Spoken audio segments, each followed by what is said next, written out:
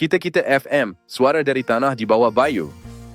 Memang terbaik dan sentiasa di hati. Dari gunung ke lautan, dari kota Belud sampai ke Kelabakan, inilah suara rakyat Sabah yang sejati. Hari ini kita cerita Pilihan Raya Umum ke-17 Dewan Undangan Sabah, Pertembungan 12 Penjuru N1 Banggi, siapa Raja Pulau. Pulau Banggi kembali menjadi tumpuan politik negeri. Pertembungan 4 blok utama, warisan, PN, GRS dan BN kali ini berubah wajah sepenuhnya selepas senarai penuh 12 calon diumumkan. Rekod undi PRN lalu memperlihatkan pola yang jelas.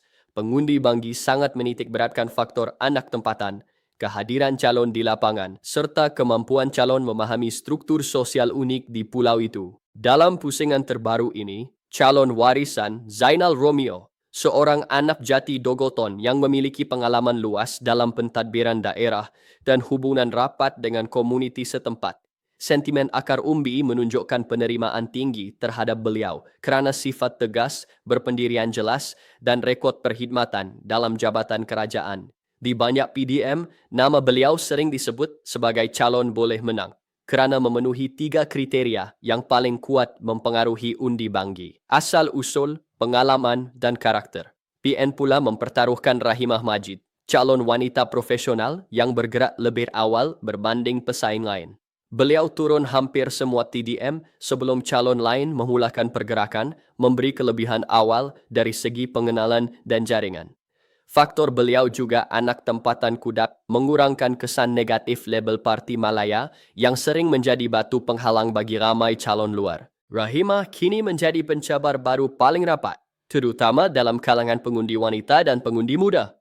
GRS melalui Datuk Muhammad Mohammad masih mempunyai cukup kekuatan daripada rangkaian lama ketika beliau menjadi adun sebelum ini. Namun, sentimen anti lompat dan keinginan penduduk untuk muka baharu sangat mempengaruhi prestasi beliau kali ini. Walau bagaimanapun, sokongan di kawasan tertentu masih wujud, terutama dalam kalangan pengundi yang melihat pengalaman dan hubungan kerjaya beliau di peringkat negeri sebagai aset. Kekuatan tambahan GRS turut dimiliki ialah kewangan yang cukup membantu calon bergerah dan mengatur program besar di setiap PDM dan sokongan komponen parti GRS lain seperti USNO, PCS dan PBS, manakala BN yang meletakkan Normala Rasik sebagai calon menghadapi tentangan agak ketara. Faktor calon bukan anak Banggi menjadi isu utama yang menjejaskan penerimaan di peringkat kampung.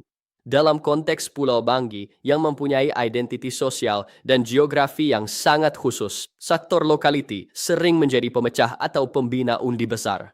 Ian pernah meraih undi yang baik pada PRN lalu, tetapi ketika itu calonnya anak pulau.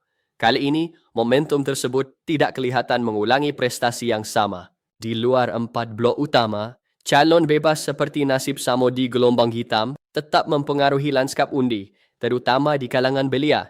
Namun, dalam perlumbaan sengit 4 penjuru, undi bebas berkemungkinan hanya memberi kesan pecahan undi dan bukan penentu kemenangan. Dengan anggaran keluar mengundi sekitar 50% hingga 60% daripada 9,484 pengundi. Persaingan terbesar dijangka berlaku antara warisan, GRS, BN dan PN sebagai pesaing paling hampir. Warisan, GRS dan BN dijangka bersaing sengit dengan peluang boleh menang yang sama. Kebijaksanaan strategi dan aspirasi akan menentukan siapa pemenang kali ini. Bebas pula berdepan cabaran besar untuk mengukuhkan kedudukan dalam kelompok 5 teratas. Akhirnya, kedudukan siapa di depan, siapa mengejar dan siapa tercicir akan terus berubah sepanjang tempoh kempen. Ini hanyalah analisis berdasarkan data, rekod lalu, pergerakan calon serta sentimen akar umbi masyarakat Banggi. Pandangan ini boleh saja tepat, boleh juga salah. Terpulang kepada pendengar untuk percaya atau tidak. Kerana ini sekadar pandangan kita-kita FM. Jangan lupa, kita bukan sekadar mendengar, kita menganalisis, menilai dan bertindak. Dan jika bosku Sabahan sejati, jangan lupa like, komen, share dan subscribe. Terima kasih.